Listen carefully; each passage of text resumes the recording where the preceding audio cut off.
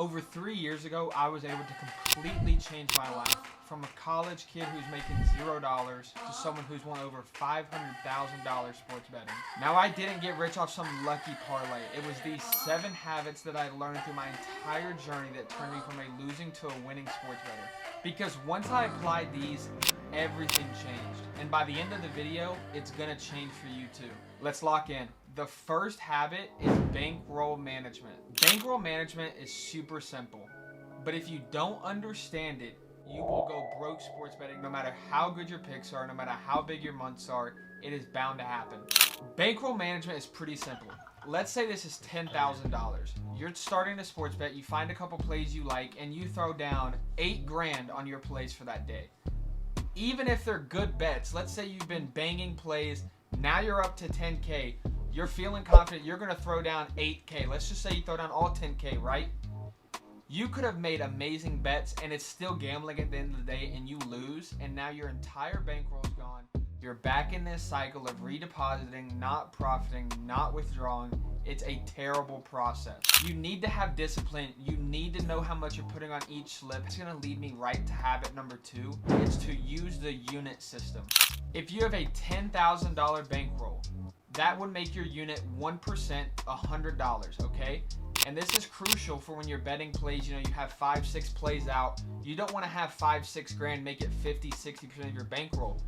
You need to have 5-6% on all your plays for that day, 1% each. This is what all the pros do. You need to have a unit system so that it can withstand runs and valleys. No matter how good your bets are, no matter how bad they are, you are gonna have runs and valleys in sports betting. It's how it works. It's the same way when you flip a coin, it can land on heads 8 times in a row. With proper bankroll management, these valleys are not gonna kill you, and these highs are still gonna be very good, allow you to grow your bankroll and withdraw. Now that you have proper bankroll management and you're running the unit system, habit number 3 is to choose the right slips.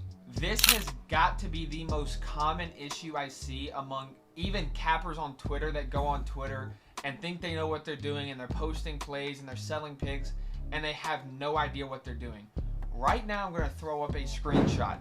This is a chart breaking down the break-even rate of hit rates of slips. What this means is in a sim of over 10,000 slips placed, you need to hit at this percentage to profit for each slip. Now a lot of cappers try to hit you with play 2 legs, they're safe. That is bullshit. You can see right here in clear math that you need a 57.75% hit rate on 2 legs just to break even. 2 legs are not safe. Yes, they are easier to hit, but that does not mean you profit more. It's the same way that, yeah, it's easier to sell a pencil for $1, but that doesn't mean it's better than selling Lamborghinis, okay? On this chart right here, you want to find the medium, right? It's similar to Walmart, how Walmart makes more money than Supreme or Louis Vuitton because they have a good volume and a good price point. And that's exactly what the 3-leg power is. You can see over here, it has one of the softest and lowest win rates needed to break even, which is wonderful when you're trying to play slips on PrizePicks. 5 and 6 legs are amazing too, as you can see, but sometimes it's hard to find 5 or 6 good plays, and I know that. But a 3-leg is so easy to make on PrizePicks. So if you have a capper that's telling you 2 legs are the safest, only submit 2 legs, never submit 6 legs, they are absolutely idiotic. This is all math based, the best slips to play. You can't argue math. You can feel like, oh, 2 legs are easier. That doesn't matter. The math says it's the hardest. Listen to the math. Listen to the numbers. Habit number 4 is something I see a lot of casuals do too, and it's such an obvious miscue, I can't believe it's done. When you open PrizePicks and you're chatting with your friends, your favorite thing to do more than likely is to open the last 5 game log and see who's hot, see who's cold, see who's covering their line. This is absolutely useless. And I'll tell you what, PrizePicks is a business, correct? Their goal is to make money. Their goal is not to have friends. Their goal is not to make it entertaining. Their goal is to make money. If their goal wasn't to make money, then tell me why I'm limited to $5 a slip.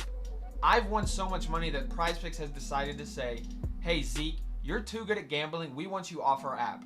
We would rather you go bet elsewhere, stop betting. You on our app is a detriment to our bottom line. Get off our app. And I didn't look at last 5. Now my point I'm trying to make is PrizePicks put that last 5 chart on there because they know casuals are going to open it and be like, Steph Curry's hot right now. He scored 30 plus in 5 straight. I'm taking his over 23.5. Brother, Vegas always knows they can price in a last 5 game log. That is the easiest thing to look at in the world.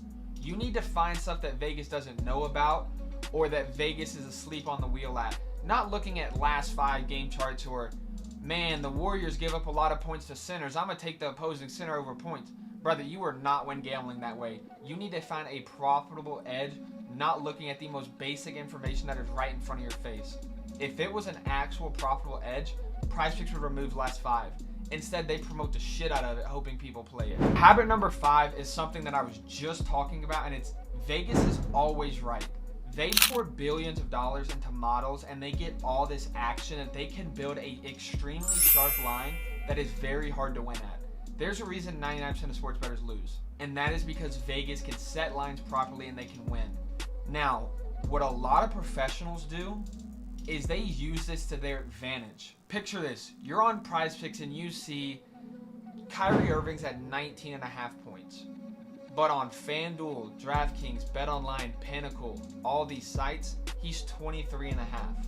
If the whole market is saying Kyrie Irving should be 23.5 points, there's obvious value on the over 19.5 on PrizePicks. You don't need last 5 to see that. You don't need matchup data. The Vegas market is telling you, and Vegas always wins. All the pros use Vegas as the data to help them win sports betting. This is simply called plus EV betting. I have bots in my Discord right here that scan the market 24/7, and when they see discrepancies like the one I just mentioned, they send it to your phone directly. I have one for almost every app, every book. You can see some clips here. It is a super easy way to actually profit sports betting. Number 6 is going to be something I know a lot of casuals are going to hate, and it's called targeting niche markets.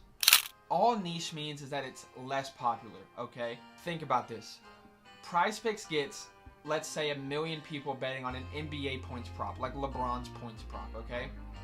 It is very easy to create a sharp line on that when you see, okay, if 80% of the people are playing over, we need to bump it up. If 80% are playing under, we need to bump it down. And they have so much volume on their app that they can set a very good line. Now, when you flip the page to something like golf or esports or cricket, there's much less volume on this, and it's way easier to go and attack the edge that you can find. I take advantage of this a ton in my Discord. You can see here, here, here, here. These are just some random golf plays that I've hit. I'm taking advantage of 1, correlation, but 2, niche markets.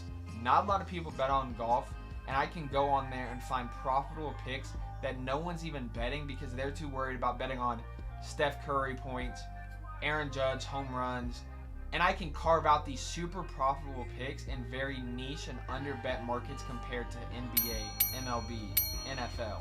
But I understand some people only like to bet on the sports they watch, and that's fine.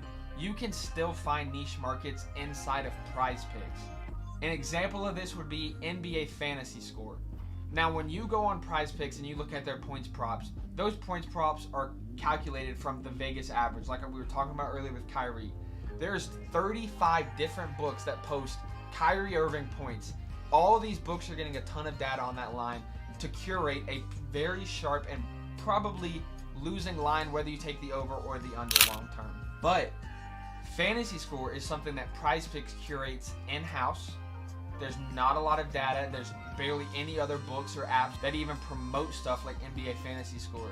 So instead of you trying to bet into a market against 35 sportsbooks and thousands and millions of bettors, you are betting against PrizePicks. It's like a mano a mano. And I'm personally way more confident that I can beat some random at PrizePicks than I am that I can beat an entire market flooded by Vegas, billion-dollar models, thousands of bettors on an NBA points prop. The same thing goes for NFL fantasy score, NFL targets. You know, DraftKings and FanDuel is not offering a target line for Justin Jefferson, but you can find an edge on that because PrizePicks might say, man, this is Justin Jefferson. We're going to throw him up at 13.5 targets. And it's like, that's a crazy line. Or maybe they do the opposite and they throw him up 6.5 targets for some reason, right? But the moral of the story is you need to find niche markets inside of PrizePicks in order to profit a higher ROI, return on investment. And number 7, this is one of the most important things because even if you have proper bankroll management, you use your units right, you're playing the right slips, you're doing plus EV betting, not looking at last 5 data, you're targeting niche markets. If you're not doing step number 7, it won't matter. And that is emotionally betting and chasing losses. You will lose betting on sports some days. That is a fact. You need to come around to accepting that. What you can't say is, damn, I had 5 bets on the 1 p.m. slate for NFL and they all chalked. I'm going to go and throw in a couple Sunday Night Football legs and a couple 425 legs because I want to have something to sweat. If your process is not saying that's a good bet, don't go bet it just because you want something to sweat or because you're chasing losses and you feel like you're due or anything like that. Some days you will lose, and you are here to win money long term. Similar to the S&P 500, if Warren Buffett is down 3%, he's not going to buy more stocks and going to buy some random penny stock or whatever. He's like, I trust the S&P 500. I'm going to write it out because I know it's going to be profitable long term. It's the same thing in sports betting. This is an investment when you do it right, when you're playing the right slips, using units, using positive expected value plays. You need to be okay that some days will not end green. It's just part of sports betting. You are looking for long-term profit. I'm going to throw my 2025 recap on the screen. You can see I am up 150 units this year. For a $100 bettor, that's up 15 grand in 6 months. So you're making an extra $2,500 a month betting on sports, sitting on your couch, clicking the links that I send to your phone. But you can also see in March, I lost 16 units in a single month. During that entire month, I did not post more, change my style, try to target something new. I did my process and it just happened to have bad results that month. It's part of gambling. Now, if you're seeing all this, you're like, man, this is a ton of information. I really want to try it out. You see my recap. You see I'm very profitable. You see that I know what I'm talking about. What I'm going to do is drop a free 7-day trial to my Discord. You can come in there. We have a ton of education, the plus EV bots that we talked about, obviously all my plays. But at the end of the day, this is free. You can come on, check it out, see if you enjoy it. There's a reason why I have one of the highest retention rates on Dub Club. It's because people join my product, they love it, they actually win, and they're there for life. All you need to do is click the link at the top of the description. You can get free 7 days. Come hang out. You can ask me questions. I'm in my chat every single day. Subscribe for more free content. I'll be posting every week, making you guys better sports bettors. I'll see you guys next time. Cash out.